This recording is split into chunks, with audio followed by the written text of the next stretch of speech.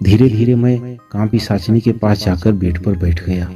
काम पिशाचिनी मेरे चेहरे पर हाथ फेरते हुए बोली, यह चेहरा, इसे महसूस करने के लिए मैं कितने दिन से प्रतीक्षा कर रही थी।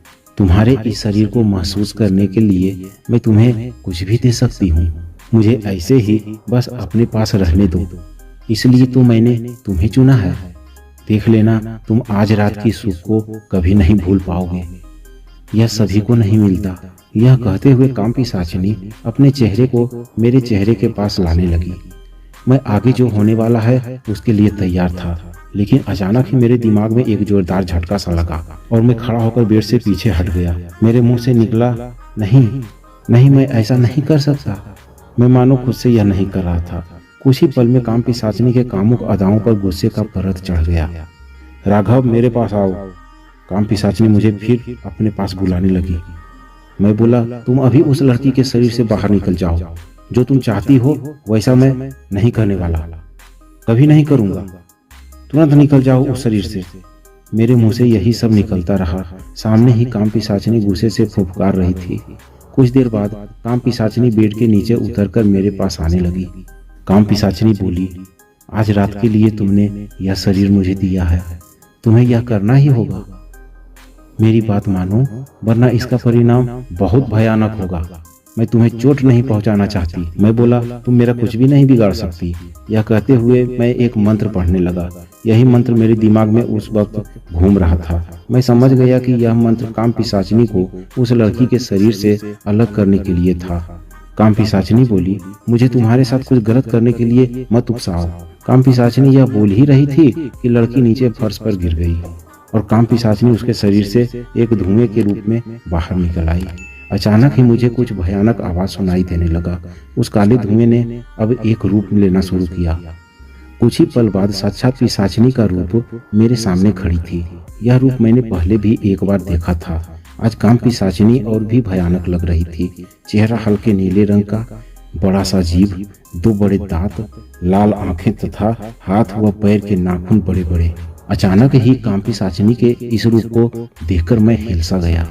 क्या कुछ देर पहले यही काम पिशाचिनी थी जो मुझसे प्यार कर रही थी? पर अब धुएं से बनी काम पिशाचिनी की वह रूप धीरे धीरे मेरे पास आई। काम पिशाचिनी आकर मेरे एकदम सामने खड़ी हो गई और जोर जोर से भयानक गुस्से में चिल्लाने लगी। उसने अपने भयानक हाथ को मेरी तरफ हल्का सा बढ़ाकर रोक दिया और मेरे आंखों में देखती रही। मैं एक इंच भी अपने जगह से हिलडोल नहीं रहा था। काम पिशाचिनी बोली, किसी के प्यार का मोल देना सीखो, अपनी बात पर अमल रहना सीखो।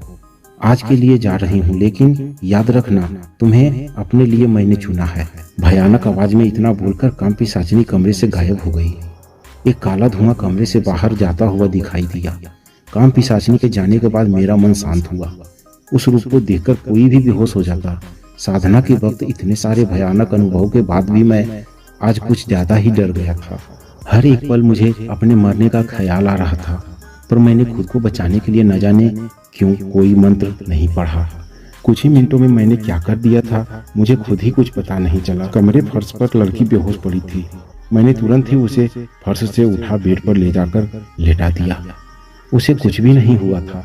सांसें भी सही सलामत चल रही थी। बेचारी को शायद पता भी नहीं कि अभी कुछ मिनट पहले ही काम पिशाचिनी उसके अंदर आई थी। अभी वो गहरी नींद में कहीं खोई हुई थी, इसलिए मैंने उसे नहीं जगाया। अब रात को मैं कहीं जाने वाला नहीं था। घड़ी में वैसे भी लगभग 12 बजने वाले थे। कुछ देर बहुत कुछ सोचने के बाद मैं उस लड़की के साथ बेड पर सो गया। कुछ देर बाद किसी लड़की की आवाज सुनकर मैं जाग गया। वह लड़की मुझसे पहले ही जाग गई थी। शायद सुबह हो गया था, इसलिए वह जाना चाहती थी। मैं उठकर बेड पर बैठ गया। उस लड़की के चेहरे पर कई सवाल साफ झलक रहे थे। वह बहुत कुछ मुझसे पूछना चाहती थी। वो लड़की बोली, सुबह हो गई है, मेरे सिर में थोड़ा दर्द है, क्या कल रात मैं सो ही रही थी? उसने फिर पूछा, क्या हमने रात को कुछ किया? मुझे तो ऐसा नहीं लग रहा। मेरे साथ तुम भी सो ही रहे थे क्या? यार, कुछ याद क्यों नहीं आ रही? अब मैं उसे क्या बताऊं कि उसके साथ क्या क्या हुआ है। मैं मुस्कुराते हुए बोला, तुम्हें जाना है ना? चलो मैं चेक आउट करके तुम्हें बाहर तक छोड़ देता हूँ। चेहरे को पानी से धोने के बाद मैंने उसका होटल से चेक आउट करवाकर उसे बाहर रोड तक छोड़ने गया। कई सवालों के साथ वह लड़की रोड के किनारे टैक्सी या बस के आने का इंतजार करने लगी। मैं अपने कमरे में लौट आया। मन में कल के सभी दृश्य दौड़ रहे थे। मेरे मन में भी कुछ सवाल थे कि मैं तो काम पिशाचिनी के साथ सब कुछ करने को तैयार हो चुका था, तो फिर अचानक ही मुझे क्या हुआ? अब फिर काम पिशाचिनी आएगी या नहीं, क्या पता। 7 दिन बाद काम पिशाचिनी का विसर्जन करना है, तब तक देखते हैं क्या होता है। मैंने प्रतीक को फोन लगाकर बता दिया कि मैं घर जा रहा हूँ।